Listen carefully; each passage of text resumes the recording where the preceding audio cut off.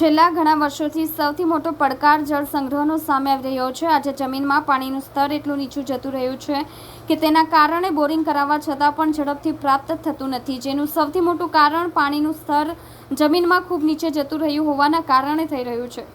આવી પરિસ્થિતિમાં આગામી દિવસોમાં સમગ્ર વિશ્વની સામે પાણીનો સંગ્રહ કરવો એ સૌથી મહત્વપૂર્ણ જવાબદારી પૈકીની એક પુરવાર થશે, જે માટે અત્યારથી જ પાણીનું સ્તર કેવી રીતે ઊંચું લાવવું તે દિશામાં ખૂબ ઝડપથી કામ થવું જરૂરી છે।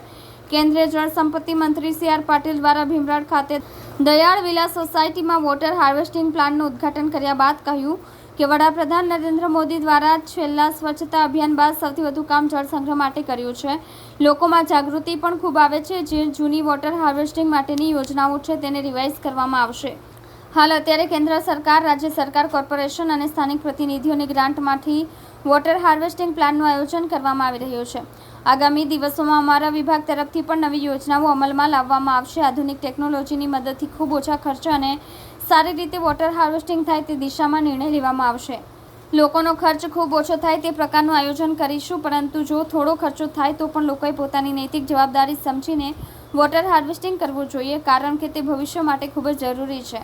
સૌથી વધુ પાણીજન્ય રોગના લોકો શિકાર બનતા હોય છે। જમીનના પેટાળમાં પાણી શુદ્ધ થશે, પાણીનું સ્તર વધશે તો શુદ્ધ પાણી મળશે અને તેનાથી આરોગ્ય પણ સારું રહેશે। આગામી દિવસોમાં મિશન મોડમાં ઝુંબેશ શરૂ કરવામાં આવશે।